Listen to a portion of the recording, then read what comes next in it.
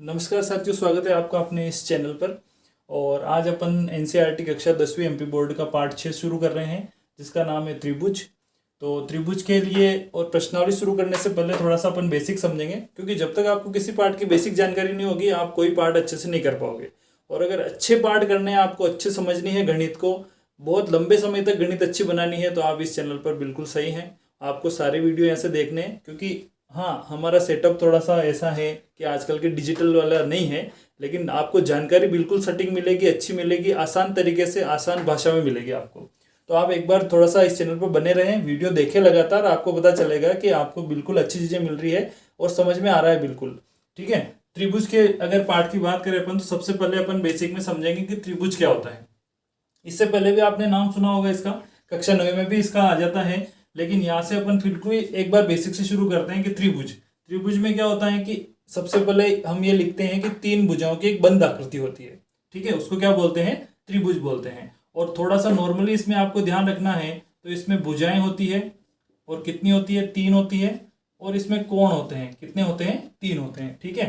और अगर भुजा के आधार पर ही इसके प्रकार की बात करें, तो ये नाम भी अपने लेसन में आएंगे, इसलिए मैं आपको बता रहा हूँ। तो इसमें नाम होता है, पहला होता है समबाहु त्रिभुज, दूसरा होता है समद्विबाहु त्रिभुज, और तीसरा और आखिरी होता है भुजाओं के आधार पर विषम बाहु त्रिभुज। तो ये त्रिभुज की बेसिक जानकारी हो गई थोड़ी सी, कि त्रिभुज में 3 भुजाएं 3 कोण होते हैं, बंद आकृति 3 भुजाओं वाली, उसको त्रिभुज कहते हैं। समबाहु, समद्विबाहु, विषम बाहु, ये इसके 3 प्रकार होते हैं। ठीक है। अब जो अपने इस पार्ट में चीजें पढ़नी है, उसको थोड़ा सा पढ़ने से, समझने से पहले अपन एक छोटा सा और बेसिक समझते हैं, सर्वांग समता या सर्वांग जिसको बोलते हैं। इसकी जानकारी भी हमारे पाठ 7 में कक्षा 9वीं की गणित में आ गई थी, वहां हमने पढ़ा है, लेकिन ठीक है, आपने जैसे पढ़ा हो एक बार फिर से समझ लो। सर्वांग में क्या होता है कि इसमें 2 आकृतियां होती है, यानी कि 2 त्रिभुज होते हैं। मैं थोड़ा सा आपको समझा देता हूँ चित्र बना के। तो 2 त्रिभुज होते हैं, तो उस त्रिभुज में क्या होता है कि इसमें जो भुजाएं होती है, जैसे ये 2-2 सेंटीमीटर की है, ये 3-3 सेंटीमीटर और ये 4-4 सेंटीमीटर, तो इसमें तीनों भुजाओं की जो लंबाई होगी, दोनों त्रिभुज की अगर लंबाई बराबर होती है, तो हम इसको बोलते हैं कि हाँ ये सर्वांगसम है। और इसका फिर अपन ये चिन्ह लगाते हैं, ये वाला, कि हाँ ये दोनों त्रिभुज क्या है? सर्वांगसम है। यानी कि सर्वांग समता के लिए कंडीशन होती है कि उसकी भुजाओं की जो लंबाइयां हैं या कोणों का जो मान है, वो बिल्कुल बराबर होना चाहिए दोनों में, तो उसको सर्वांगसम बोल सकते हैं। ठीक है। यानी कि इसमें 2 बातें आपको ध्यान रखनी है, आकार एक जैसा हो और आमाप ये भी एक जैसी हो। दोनों चीजें अगर बराबर हैं तो हम उसको क्या बोलते हैं? सर्वांगसम बोलते हैं। ठीक है। अगला जो अपना मोस्ट टाइम पे टॉपिक है, जो अपने इस पार्ट का है, पार्ट 6 में यही चीजें पढ़नी है आपको, और इसी से रिलेटेड अपने सवाल है, समरूप या समरूपता। इसमें क्या होता है? इसमें जो 2 बातें हैं, पहला आकार, तो इसमें जो दोनों आकृतियां होंगी उनका आकार क्या होगा? बराबर होगा, एक जैसा होगा, समान आकार के होंगे। दूसरा आमाप, आमाप यानी कि उनकी जो माप होगी वो अलग अलग भी हो सकती है और एक जैसी भी हो सकती है। अलग अलग हो सकती है, हो सकती है लिखा, उसका मतलब क्या हुआ? अलग अलग भी हो सकती है, एक जैसी भी हो सकती है। कुल मिला के हमको समरूपता में ध्यान रखना है कि आपको जो दोनों चित्र दिखेंगे, जैसे मैं उदाहरण के लिए बताता हूं आपको, जैसे एक ये त्रिभुज हो गया हमारा, ठीक है, और एक ये त्रिभुज हो गया। ठीक है।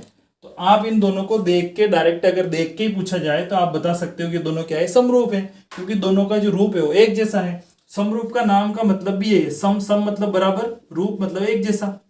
ठीक है। जिसका एक जैसा रूप है वो दोनों आकृतियां क्या कहलाएगी? समरूप कहलाएगी। जैसे ये त्रिभुज हो गया, एक और मैं समझाता हूं आपको, जैसे ये बनाया हमने वर्ग, ठीक है, और एक ये बनाया हमने वर्ग। ठीक है। दोनों का रूप क्या है? एक जैसा है, तो इसको भी क्या बोलेंगे हम? समरूप बोलेंगे।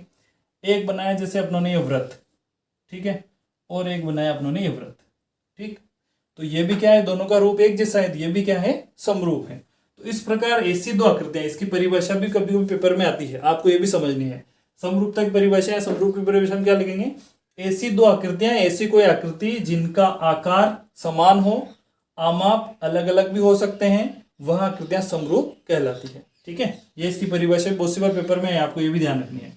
ठीक। अब थोड़ा सा ये भी समझना है कि ये जो अपने चित्र हैं, तो ये वर्ग और ये व्रत और ये जो त्रिभुज है, ये 3 नाम लिखवाए मैंने आपको। तो ये जो त्रिभुज हमने बनाया कौन सा है? समबाहु त्रिभुज है। तो आपको ये ध्यान रखना है, और ये आपके ऑब्जेक्टिव में भी आएगा, खालिस्तान में भी आएगा। तो आपको अभी से समझ जाना है कि समबाहु त्रिभुज, जितने भी समबाहु त्रिभुज होते हैं सब क्या होते हैं, समरूप होते हैं।